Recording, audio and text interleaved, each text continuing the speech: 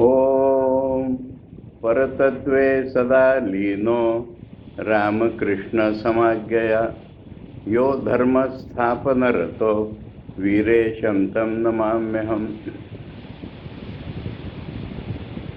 We are studying here Swami Vivekananda's Rajoga. Yesterday also, last time also I mentioned the same thing. Why? There is some significance in what I am telling. The very definition of Rajoga is different in different people. That is why I said Swamiji's Rajoga we are studying. For example, I will give you. In Shankaracharya's Aparokshanubhuti, Shankaracharya calls Vedanta as Rajoga. And this Patanjali's yoga, he calls as Hatha Yoga.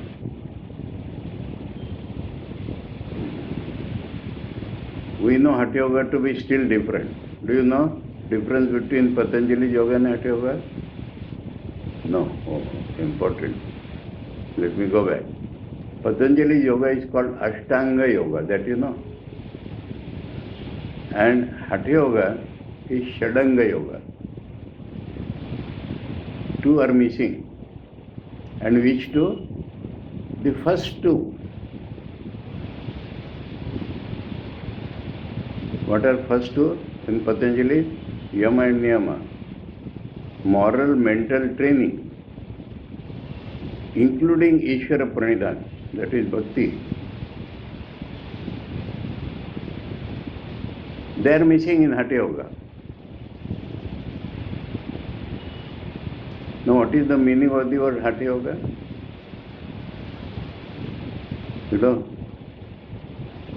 Hatha means, Hatha word is not there in Bengali or other languages. Will, using only will. Moner jore eta kuriye neva, eta nam Hatha.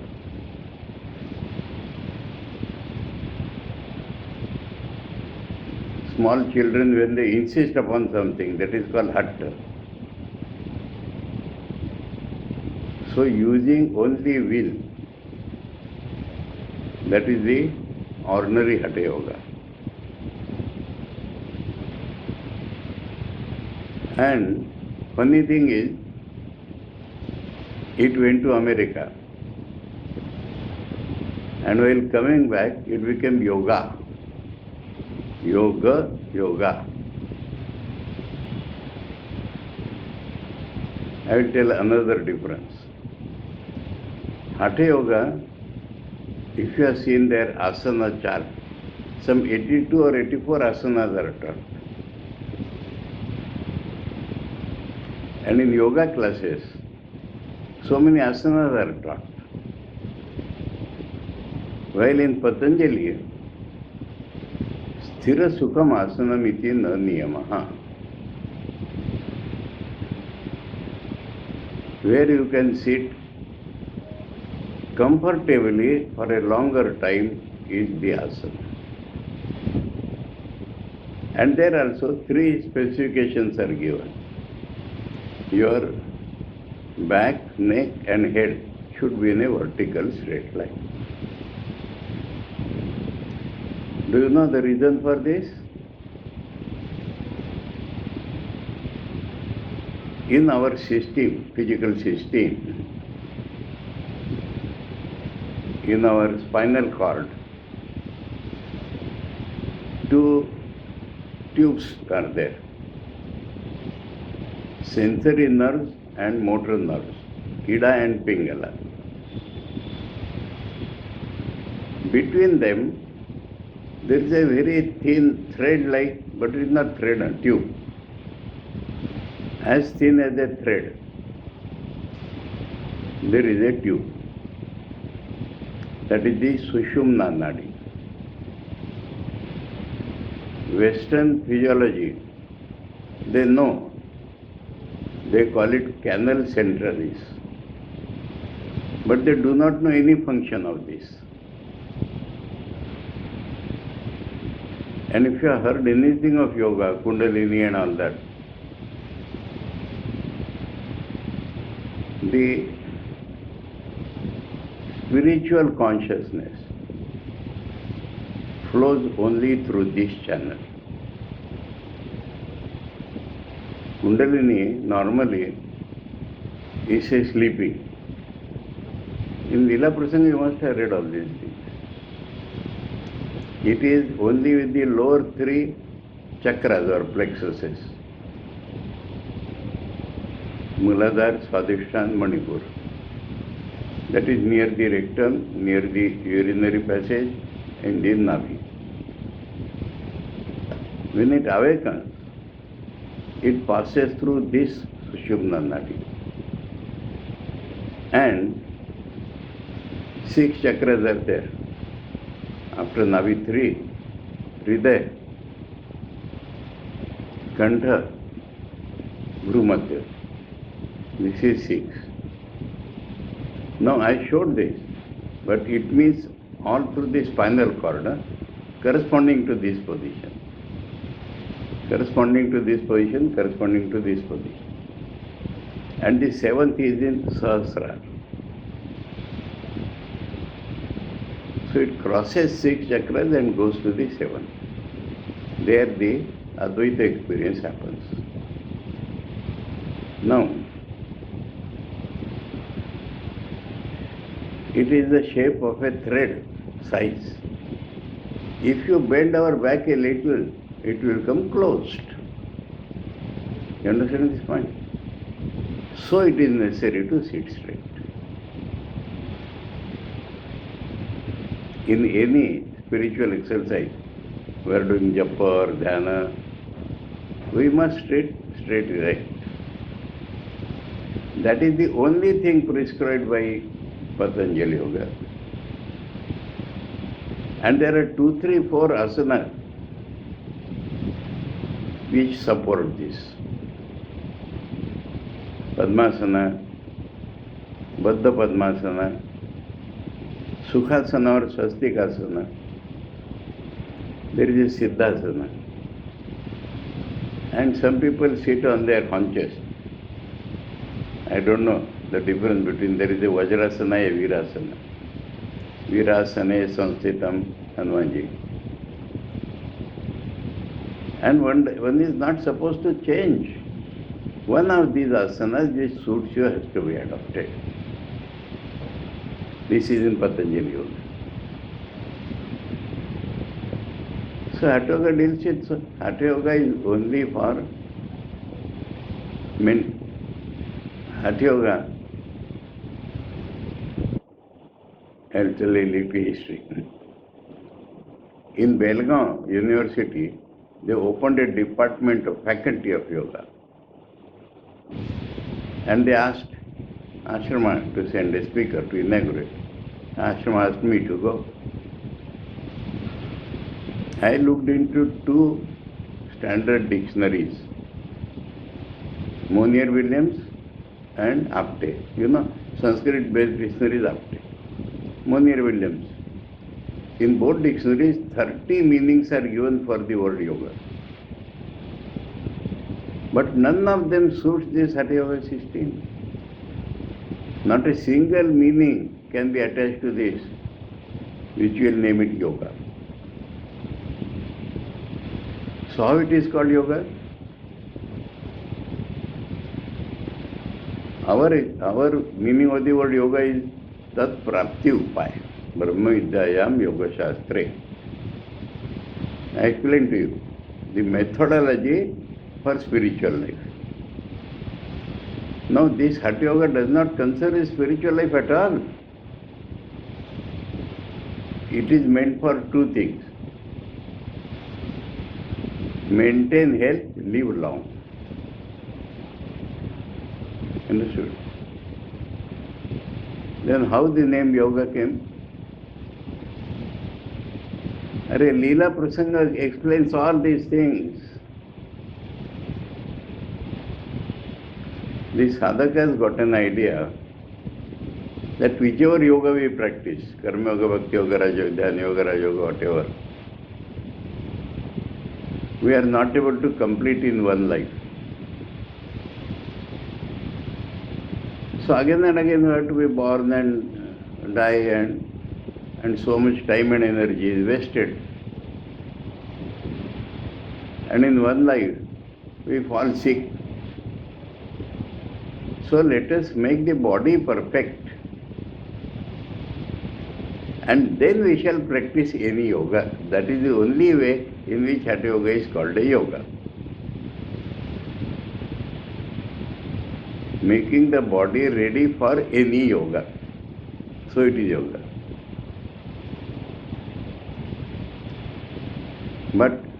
And Thakur has practiced it, that you know. And Thakur said, I have practiced it to tell you that it should not be practiced.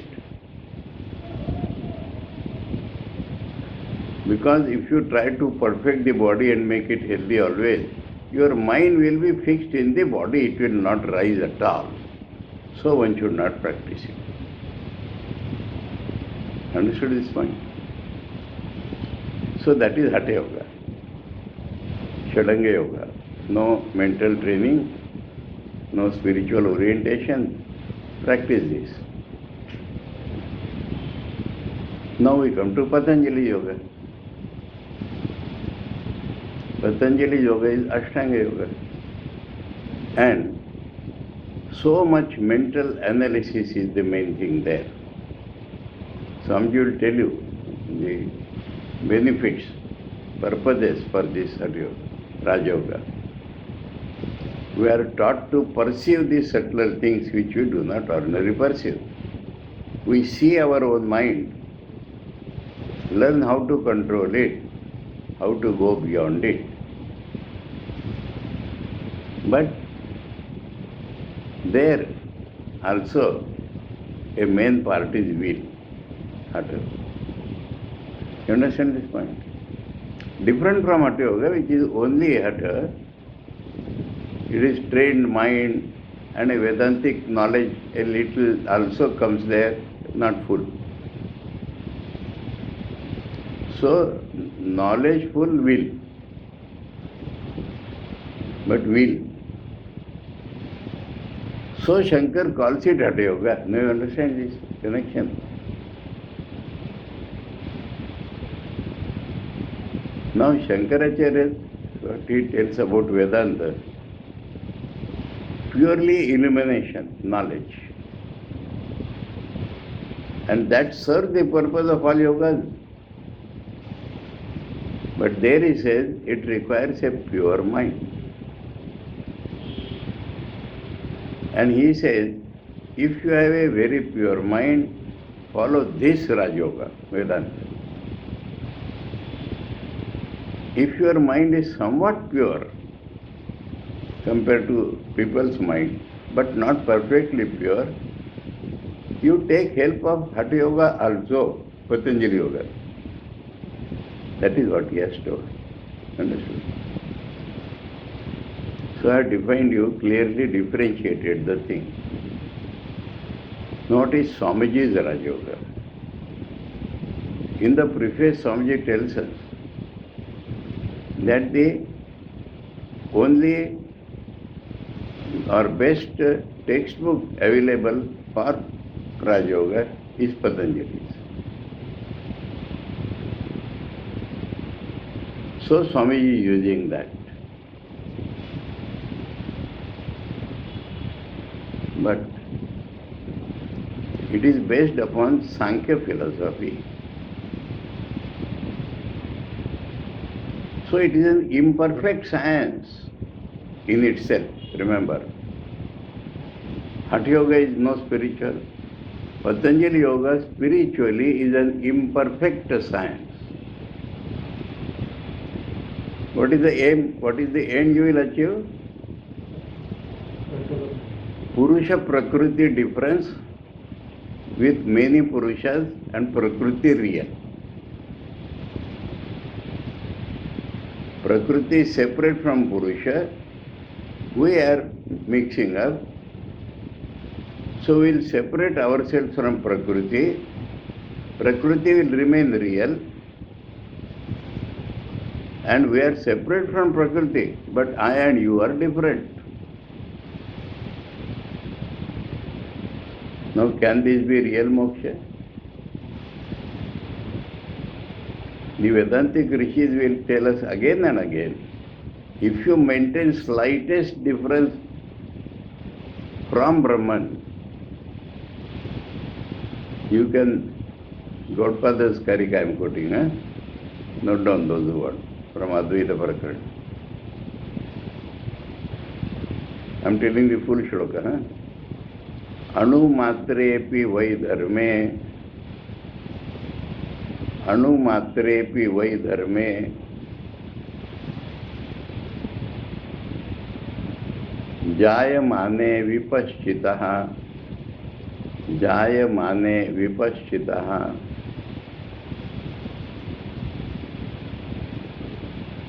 असंगता सदा नास्ति, असंगता सदा नास्ति, किमुत वर्णच्युति, आवर्णच्युति, किमुत आवर्णच्युति, इन संधि किमुता varnachyuti. If we hold slightest of difference, you cannot have a permanent non-attachment. Asangata sada nasti. And kimuta varnachyuti. That means the veil dropping out and you come to full knowledge. That is a far cry. So this one must understand. But Shankaracharya and Swami Vivekananda says, many of their methods of analyzing the mind, controlling the mind are beautiful. So we adopt them. That is, you see, what is Patanjali's Yoga? The best book on Indian psychology. You know, in the original team which went to America, our Akhilananji has written 2 books on Patanjali. And he calls it the Hindu psychology. Another book, Psychology, Hindu psychology and mental health. So it is the best analysis of the mind. And methods are very useful to have subtler perceptions, pursue the mind, control it and go beyond. Understood? Now, Swamiji is a thoroughbred Vedanti. So he looks at this from Vedantic viewpoint always. I will tell you one thing. His interpretation of Patanjali Sutras, in Nagpur there was a great scholar, Patanjali scholar, and he has criticized every explanation of Swamiji according to Yoga school. Because Swamiji is Vedantic point. The difference you understand. So again I come back to we are studying Swamiji's Rajayoga. Now understand my point clearly? Swamiji has made it Vedantic as much as possible. And in the beginning he states that it is based upon Sankhya philosophy. One more difference, Swamiji would tell, but in this I am using today the perspective of Rajayoga. So, people think that in the Sankhya system there is no God. There is no place of God. Kapila asked, if God is perfect or imperfect? If he is perfect, why should he create the world? If he is imperfect, how can he create the world? No, Vedanta has answers for all of them, but I am showing his arguments. Vedanta says, why you impose our things on God? We do everything because we are imperfect. Why do you think God does like that? Now, people think that Patanjali thinks of God. There is a difference. So people call Patanjali system as Seshwara Sankhya. Sankhya who accepts Ishvara. But mind you, don't be deluded. Our Ishvara, Vedantic Ishvara, is Srishti Sthiti Pralaya Karta, and he is the Samashti, sum total of all souls. There is no such idea in Patanjali. Because according to Sankhya system, it is not necessary. Prakriti evolves and all that. And there is no universal soul at all. We are different. In ultimate analysis, I am different from you. So, why accept God and to what extent? According to Patanjali, according to most of our books, man cannot get knowledge unless there is a guru. That is the basics. Even here Swamiji says, I am taking classes, I am giving lectures, but I warn you, to practice you must get a guru. So, now tell us from where the ancients will get the guru. You understand this problem? Knowledge cannot come without a guru. Our guru is giving knowledge to us. Where he got? From his guru. Then the primordial man, from where he got? So you have to accept a permanent guru. All the gurus get knowledge from him.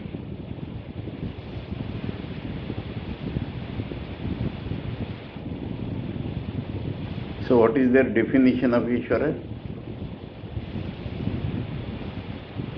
Right now. From Patanjali Sutras I am telling. Klesha,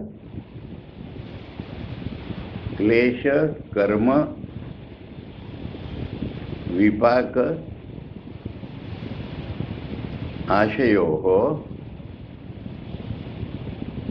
क्लेश कर्म विपाक आशयोः अपरामृष्ट पुरुष विशेष ईश्वरः. पुरुष विशेष ईश्वर. We are all Purushas, but there is a special Purusha. Klesha means, Sankhya defines Panchakleshas. Avidya, Asmita, Raga, Dvesh, Abhinivesh. That Purusha does not have them. He does not have Klesha, untouched by Klesha. Karma, we do karma because we think subject and object, like that. Ishvara does not do any karma. Mukta Purush will not do any karma like that. Vipaka, karma will result in some fruit. Ishvara is not affected by such fruit because he is not doing any karma. Ashaya, you know every karma has two results. The outside fruit and the inside sanskar. That is called Ashaya. Ashaya is the store of sanskara which we all carry. Ishvara does not have that. Klesha karma vipaka ashaya or aparamrushta, untouched by Purusha Vishesha Ishvara. Understand? Fine. So Patanjali's Ishvara is not Vedantic Ishvara. Neither is the Srishti Pralaya Karta, nor is the sum total of all souls. So they accept Ishvara in a very limited sense.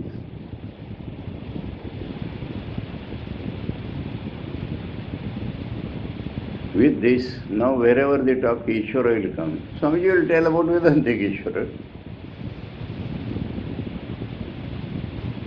And in Swamiji's mind, ultimately we have to find the unity.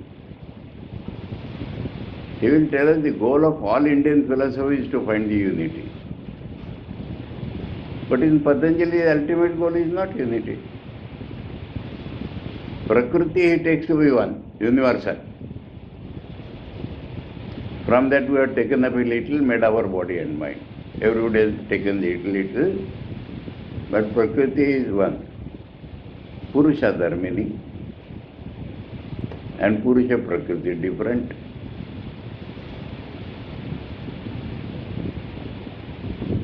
So Swamiji will again and again use the word Brahma.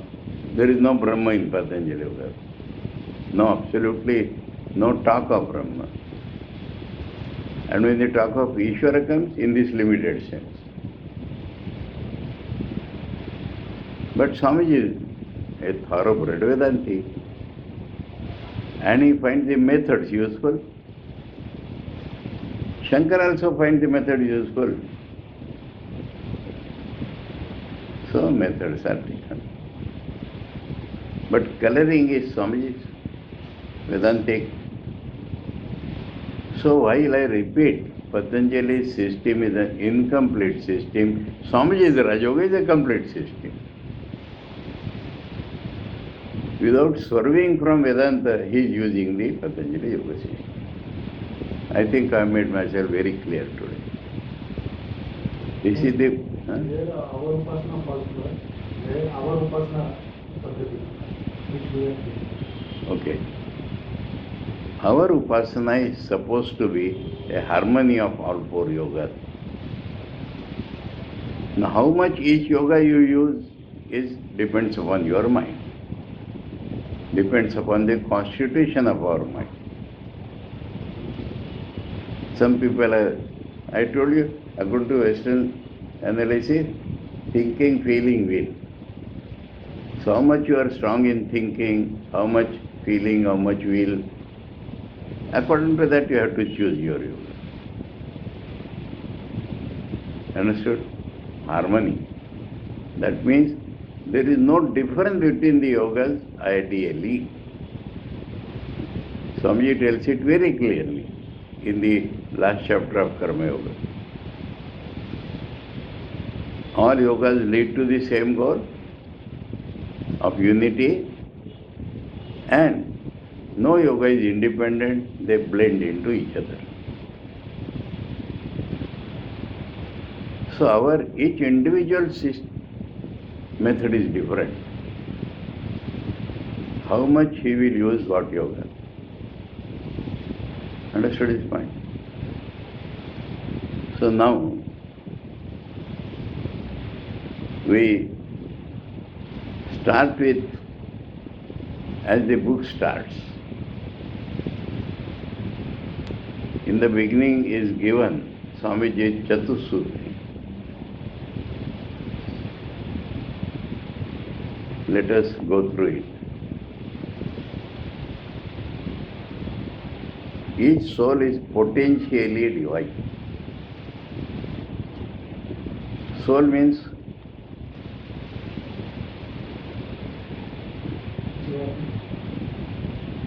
what we call Jivatma. Better call it Jiva, not Atma. Understood? High consciousness, that is Jiva. But its reality is Brahman. And that Brahman is not manifested. This is called potential. Each soul is potentially divine. Divine is Brahman. You know the translation of this in Indian languages? Whether Bengali or Hindi or Marathi or Kannada. प्रत्येक जीव अव्यक्त ब्रह्म है, potentially divine. Now, automatic corollary is What is the goal of life? To manifest this divinity. It is potential, it should be manifested, then we become Brahman. The goal is to manifest this divinity within by controlling nature, external and internal. What is not allowing it to manifest? Nature. When we say nature, don't look to mountains. External nature means our physical habits. Internal nature means our mental habits.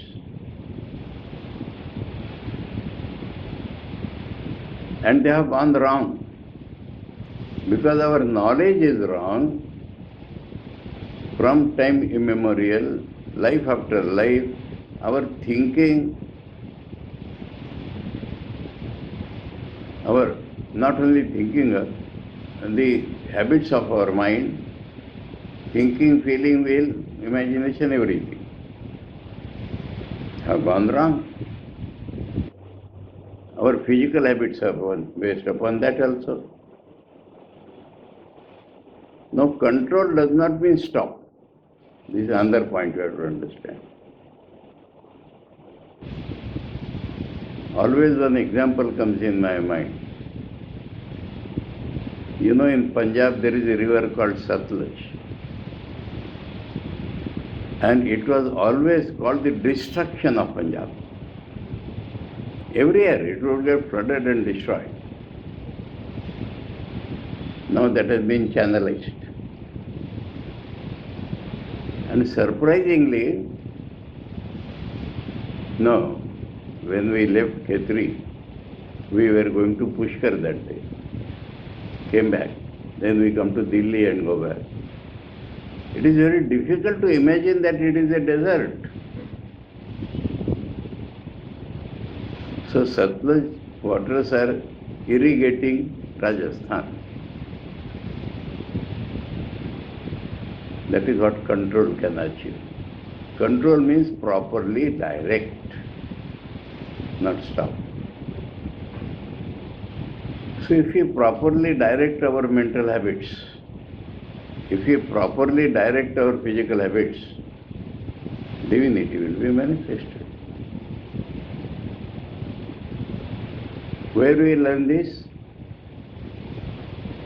Remember, tell me. No, you are chanting Gita every day. But meaningfully or not?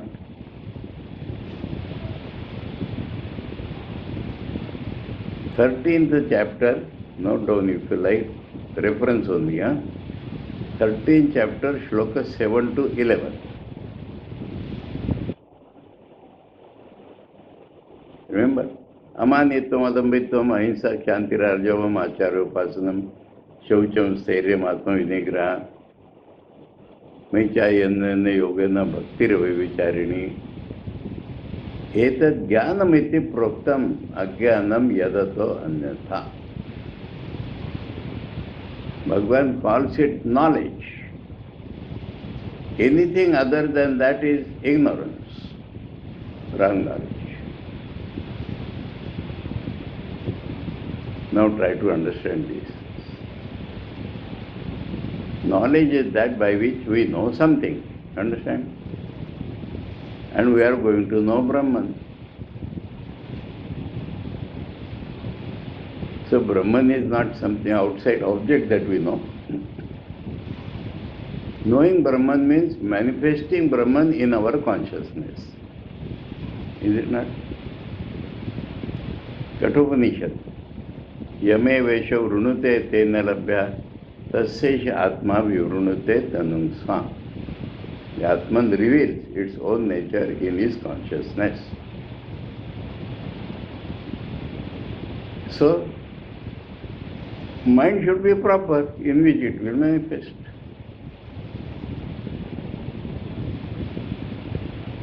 So, mental, psychological values are called by Bhagavan Jnana.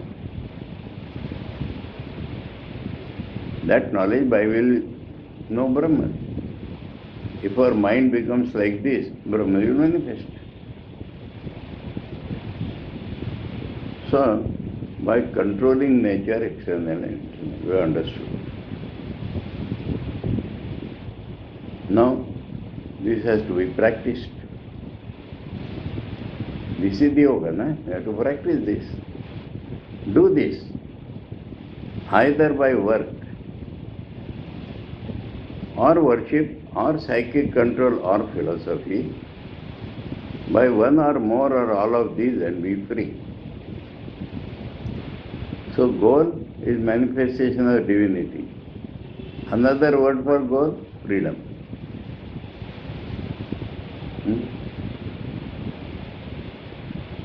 No work. How? Did I tell that day?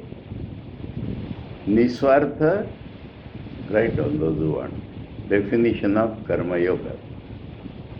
Niswartha, Nirapeksha, Nirahankar, and Shankar adds Ishwararpana Buddhya. When work is done in this way, then our internal and external nature will become controlled.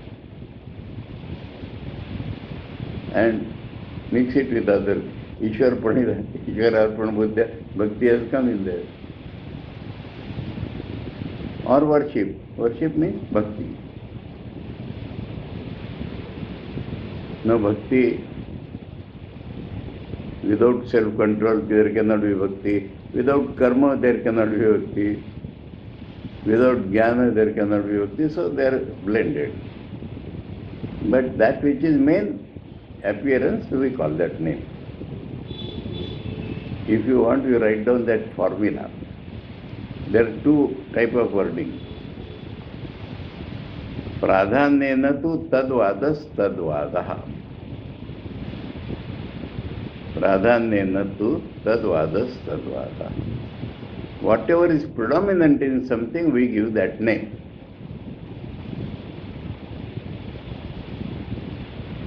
Same thing is told in a different wording. Vaisheshattu tadvadas tadvada. Pradhanya or Vaisheshya. Vaisheshattu tadvadas tadvada. That is the name of a yoga which we give. Or psychic control. This is Raj Yoga. No, without philosophy or devotion, that cannot come.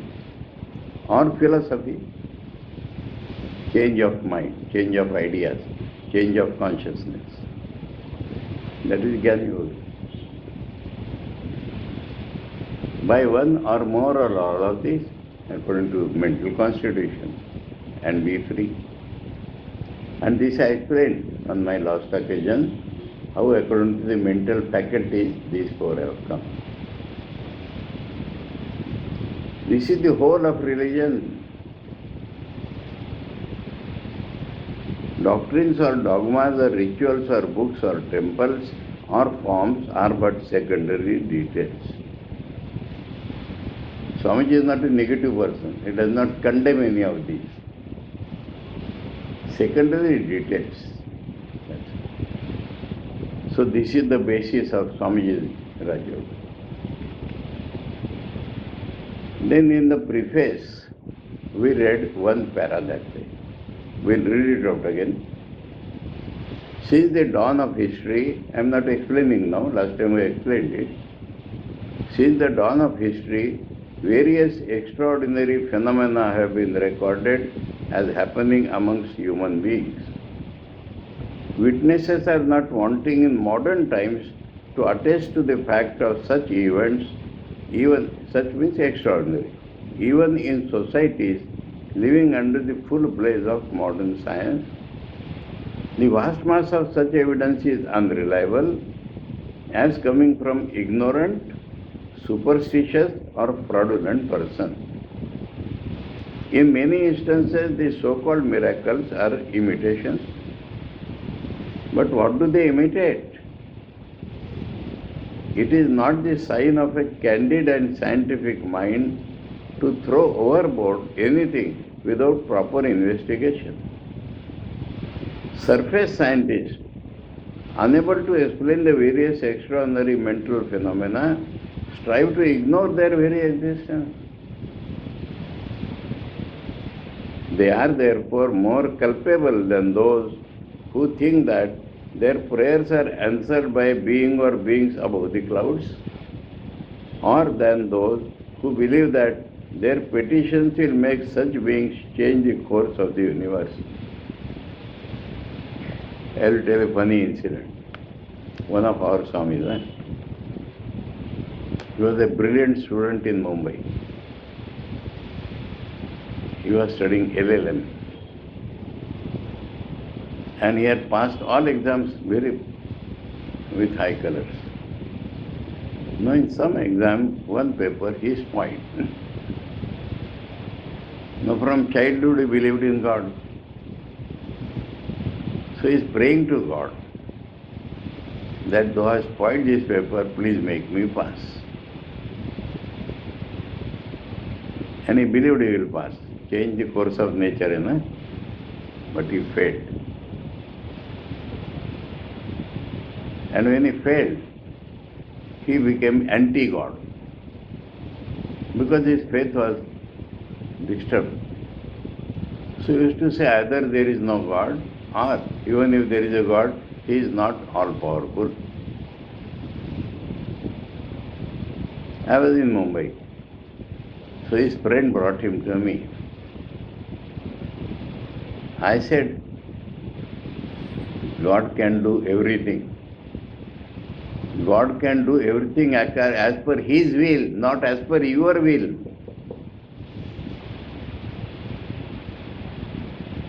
If He had made you pass, you would have been all-powerful, not God. You understand this point? So many times when things do not go according to our will, we blame God.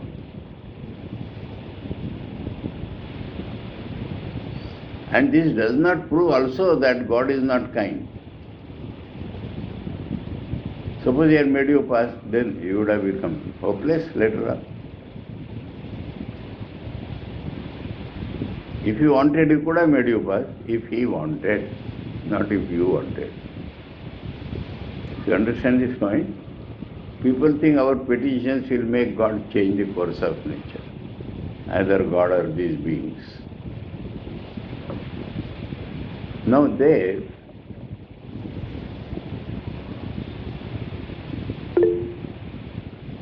latter have the excuse of ignorance, or at least of a defective system of education, which has taught them dependence upon such beings.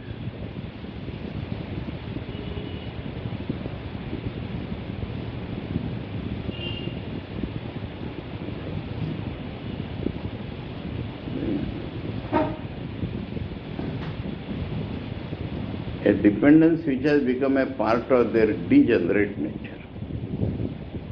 That means when we start depending, our strength goes away. Our nature becomes degenerate.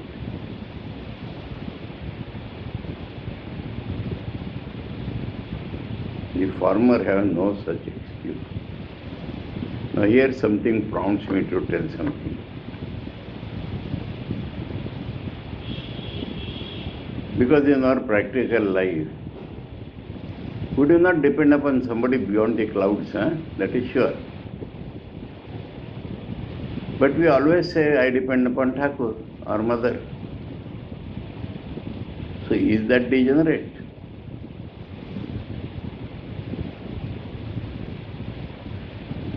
That is the way to freedom, remember.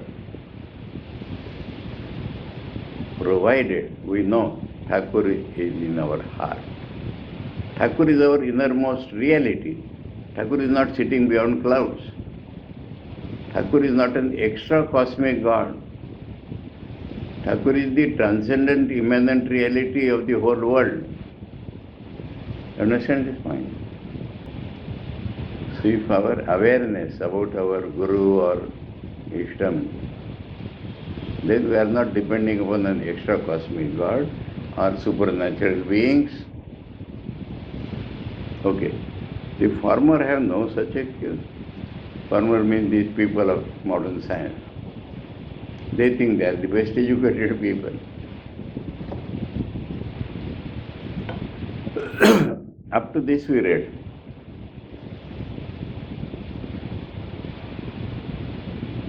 And to connect it, I had told the first sentence of the next paragraph.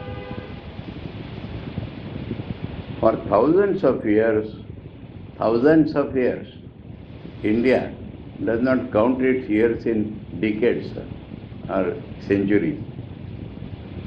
Such phenomena have been studied, extraordinary phenomena, investigated and generalized. What is our knowledge? Generalization. Swamiji has stated this in 3-4 places. We see something falling, our mind becomes disturbed. We see everything falling, so we put a category and we say it is law of gravitation. We think we know. We see something strange. Then we see similar things, so many things. We make our knowledge is pigeonholing. In your library, you have the drawers. Philosophy, religion, A, B, C, D. So when we find something to put in a hole, we knowledge. That is called generalization. Now Sankhya and modern science, knowledge, observation, generalization. But modern science does not go beyond 5 senses.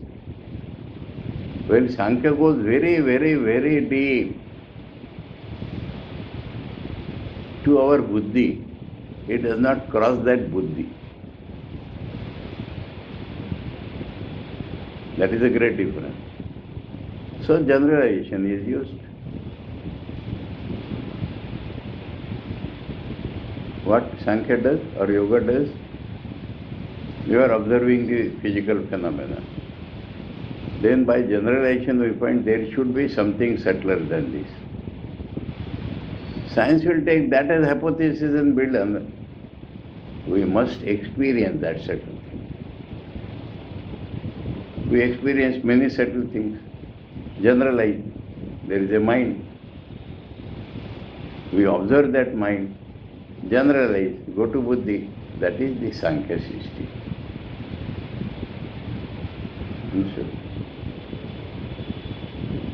Now what is Vedanta?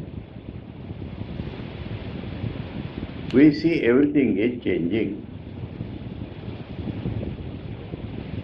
Immediately, if the mind is pure, we know it is not real.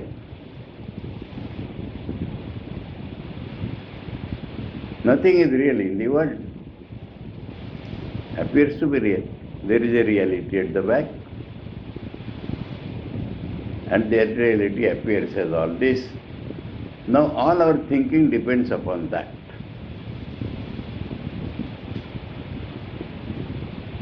So we don't have to observe every fact and generalize. We know at a glance that the world is unreal.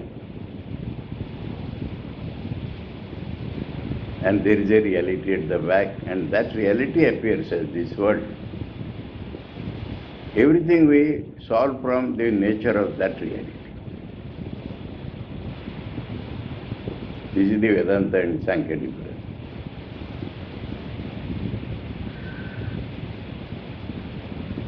For thousands of years, such phenomena have been studied, different from science. Science says, no, it is not.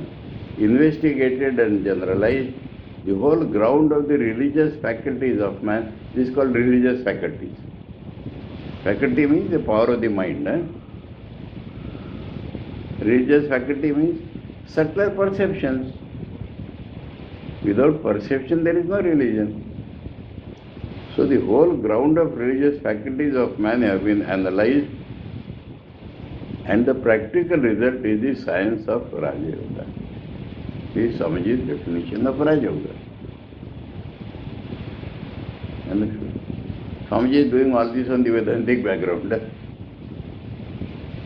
Raja Yoga does not, after the unpardonable manner of some modern scientists, unpardonable, deny the existence of facts which are difficult to explain. Yes, we do not explain, we deny it. It does not happen. Or call it aberration. On the other hand, it gently, yet in no uncertain terms, tells the superstitious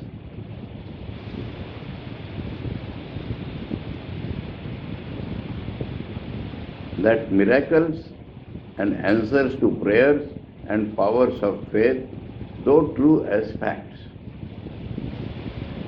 are not rendered comprehensible through the superstitious explanation of attributing them to the agency of a being or beings above the clouds. It declares that each man is only a conduit for the infinite ocean of knowledge and power that lies behind mankind.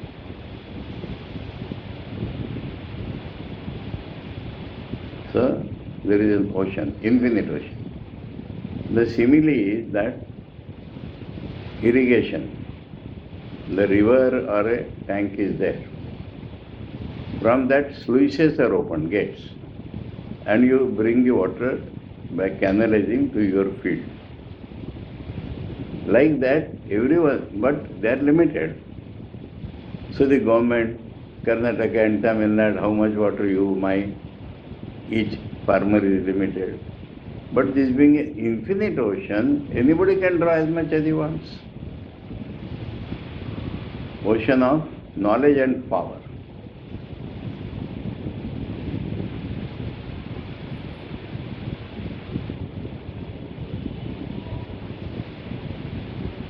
Conduit. Conduit means that sluice, channel. For the infinite ocean of knowledge and power that lies behind mankind. So for mankind, each person has a right over the whole thing. Only we should know how to bring it to our life. It teaches that desires and wants are in man, that the power of supply is also in man, and that wherever and whenever a desire, a want, a prayer has been fulfilled, it was out of this infinite magazine that the supply came. What is magazine? Ordnance factory is called magazine. So power is there, it comes to us. That is called magazine. That the supply came, and not from any supernatural being who is different from us. The idea of supernatural beings may rouse to a certain extent the power of action in man, but it also brings spiritual decay. It brings dependence. It brings fear. He may be angry. It brings superstition. It degenerates into a horrible belief in the natural weakness of man. Beautiful analysis. There is no supernatural, says the yogi. But there are in nature gross manifestations and subtle manifestations. Subtle means those which we cannot perceive by our five senses. That is called subtle.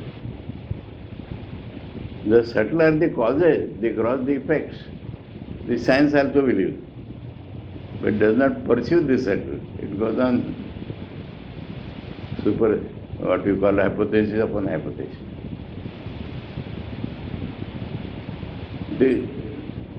The gross can be easily pursued by the senses, not so the subtle.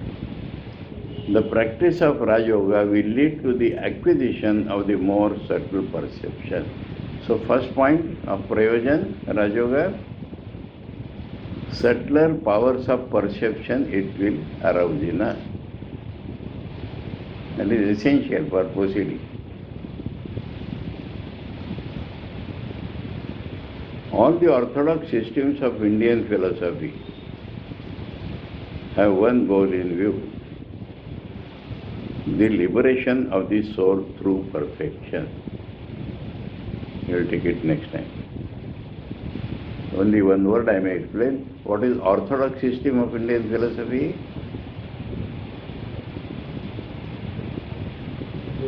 Those who believe in the Vedas to some extent, not fully. That is called orthodox. We will take it up on the next term. So I understood that all this Samaj is telling, we can definitely pursue this subtler thing. We can pursue our mind and then control it and go beyond. That is the right. Om Paratatve Sada Lino Ramakrishna Samagyaya Yo Dharma Sthapana Rato Vire Shamtam Namamyaham. Om Shanti Shanti Shanti. Hari Om Tat Sat. Shri Ramakrishna Arpanamastu.